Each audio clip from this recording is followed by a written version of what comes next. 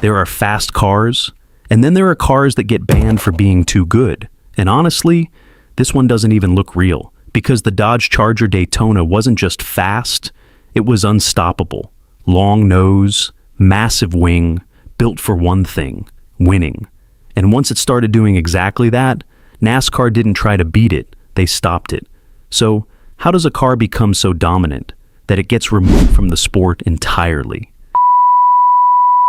There is a specific kind of silence that happens when a predator enters the room.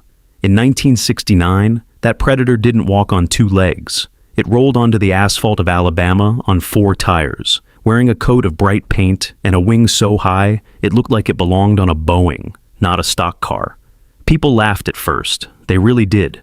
They called it the ugly duckling. They called it a gimmick. They looked at that massive 3-foot-tall wing and the pointed plastic-looking nose, and they wondered if Dodge had finally lost its mind. But then, the engine started, and by the time the dust settled at Talladega, nobody was laughing anymore. They were terrified.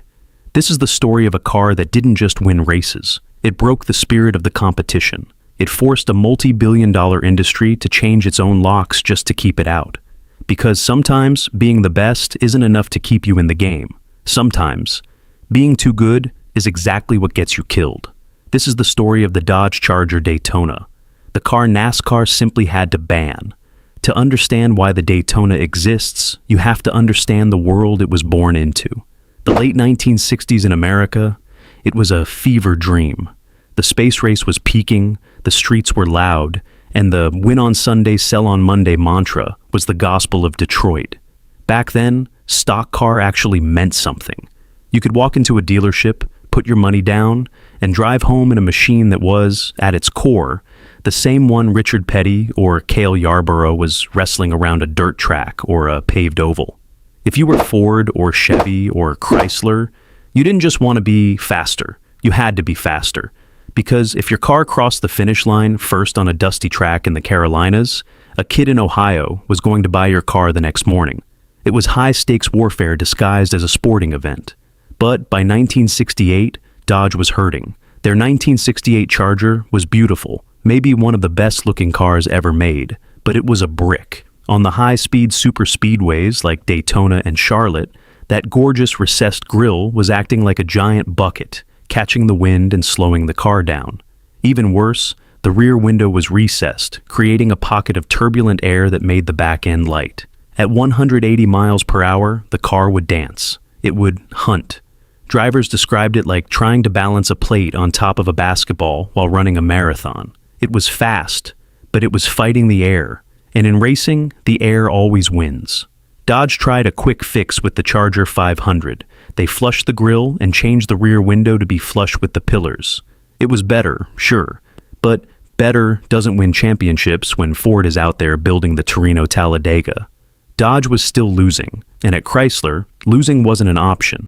And that's when the engineers at Chrysler decided to stop playing by the unspoken rules of stock cars. They decided that if the air was the enemy, they would hire the people who knew how to defeat it. They brought in the literal rocket scientists. They recruited men like Robert Hope and Gary Romberg, aerodynamicists who had worked on the Redstone missile and the Saturn V rocket programs.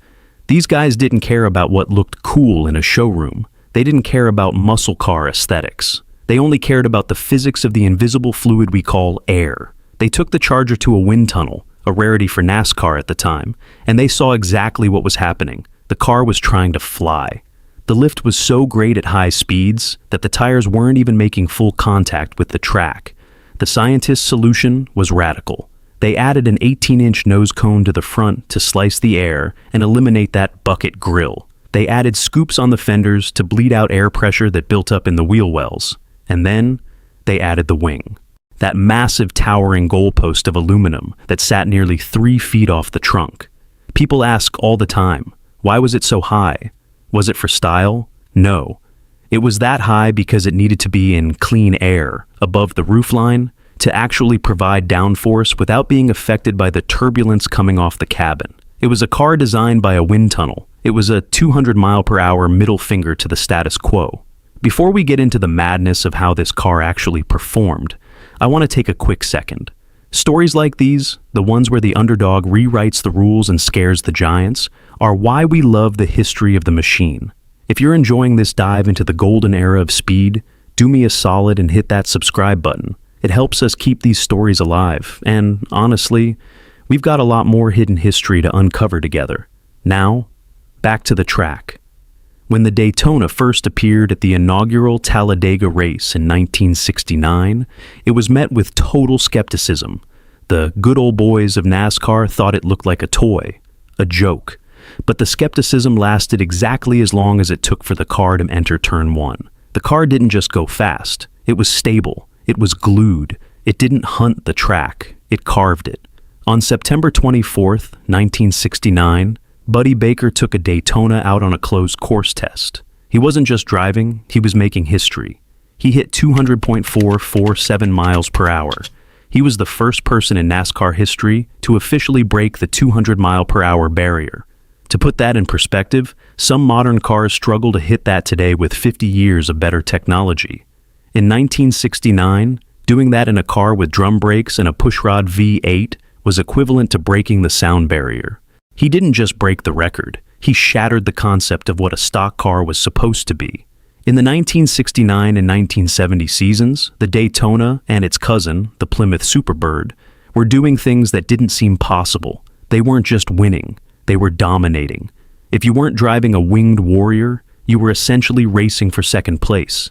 The air that used to hold the cars back was now being harnessed to crush them into the pavement. It was surgical. It was beautiful. And for the people running NASCAR, it was a terrifying problem. You see, Bill France Sr., the man who ran NASCAR with an iron fist, had a vision for the sport. He wanted it to be about the drivers. He wanted it to be about the grit, the dirt, and the close quarters paint rubbing. But the Daytona changed the math. It made the sport about the engineering. If you had the wing, you won. If you didn't, you lost. And then there was the speed. 200 miles per hour in 1970 was a lot. The tire technology of the time wasn't ready for it. The tracks weren't built for it. The safety barriers were essentially just wooden planks and hope. France looked at these cars and realized that if he let this continue, the speeds would hit 210, 220, and someone was going to get launched into the grandstands. But there was a deeper issue: the fans. NASCAR fans wanted to see their cars. They wanted to see the cars they had in their driveways, and nobody had a 3-foot wing in their driveway. Dodge had to sell 500 of these street Daytonas to qualify for NASCAR, and they struggled to find buyers. People thought they were hideous. Dealerships were literally cutting the wings off just to sell the cars as regular Chargers. The Daytona had moved the needle too far. It had transitioned from a car into a weapon. By the end of 1970, the hammer came down. This is where the story takes a dark turn for Mopar fans. NASCAR released a new set of rules for the 1971 season. They didn't technically ban the wing or the nose. They just made them impossible to use. They told the teams that if they wanted to run an aero car, anything with a wing or a nose cone, they had to limit the engine size to just 305 cubic inches. At the time, the Daytona was running the 426 Hemi, a 7.0-liter monster. Moving to a 305 5.0-liter was a neutering. It was a death sentence. It took away the power the car needed to even reach the speeds where the aerodynamics mattered. And just like that, the era of the winged warrior was over. The cars were packed into trailers. Some were sold off to local racers who hacked the noses off to make them legal for short tracks. Some were left to rot in barns. The revolution had lasted barely 2 years. Dodge and Plymouth retreated, the wings were folded, and NASCAR returned to its slower, more traditional shapes. It's a strange thing to think about, isn't it? In almost every other facet of life, we reward the people who find the ultimate solution. We celebrate the person who builds the fastest, the strongest, the most efficient. But in the world of competition, there is such a thing as too good. The Daytona was a victim of its own brilliance. It was a car that dared to be exactly what a racing car should be. And in doing so, it became something the sport could no longer contain. Before we wrap up this look at the legend of the wing, I want to hear from you. If you were Bill France in 1970, would you have let them keep racing? Would you have prioritized the show or the speed? Or was the Daytona genuinely dangerous for the sport? Drop a comment below. I read as many as I can, and I love seeing the debate. The Dodge Charger. Daytona remains a ghost in the halls of NASCAR. It's a reminder of a time when the only limit was how much air you could move. It represents that brief shining moment when rocket scientists took over the garage and proved that physics doesn't care about tradition. When we look back at those photos from 1969, the bright vitamin C orange paint, the absurd wings, the raw, unbridled speed, we have to ask ourselves, was the Daytona too extreme for racing, or was it just too good to be allowed? Maybe the answer doesn't matter, because even though it was banned, it never truly left. Every time a car hits 200 miles per hour today, every time a modern team spends millions in a wind tunnel, they are chasing the shadow of that big red wing. Some cars are built to win races. The Daytona was built to change history, and it did, even if it had to die to do it.